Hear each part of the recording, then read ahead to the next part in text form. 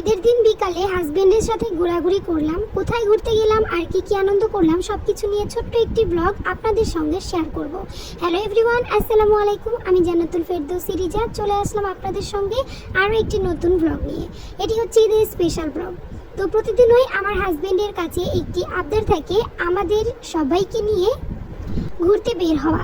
ঈদের দিন বিকালে কোথাও ঘুরতে না গেলে আমার কাছে কেন জানি ঈদ লাগে না। ঈদের দিন বিকালে ঘুরতে যেতেই হবে, সেটা যেখানেই হোক।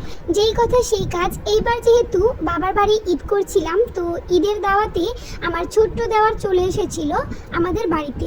তো দুপুরে খাওয়া দাওয়া করার পর বিকালের দিকে রেডি হয়ে দেওরের নানা বাড়ির উদ্দেশ্যে রওনা হলাম। এই যে দেখতে পাচ্ছেন সামনে আমার দেওর বসে রয়েছে, এটা হচ্ছে অটোরিকশা। এই অটোরিকশা করেই আমরা এখন দেওরের নানা বাড়িতে ঘুরতে যাব। তো ঈদের দিনটা আমাদের অনেক স্পেশাল কেটেছে। এই যে মাহাদিকে দেখতে পাচ্ছেন, মাহিদকে দেখতে পাচ্ছেন, ওরা দুজনেই পাঞ্জাবি পরেছে, পায়জামা পরেছে, আর ওদেরকে একদম স্পেশাল লাগছিল আমার কাছে। তো আমার দেওর জুবাইয়ের ওদের নানা বাড়ি চলে এসেছিলাম, আর সবার সঙ্গে দেখা করে কাকি শাশুড়িকে উপহার দেওয়া তার বাবার গিফট দেখতে চলে এসেছিলাম। আর এই যে সামনে দেখতে পাচ্ছেন এই বাড়িটি, এটি হচ্ছে আমার কাকি শাশুড়িকে দেওয়া একমাত্র সুন্দর উপহার, যার কোনো মূল্য হয় না, তুলনাও হয় না।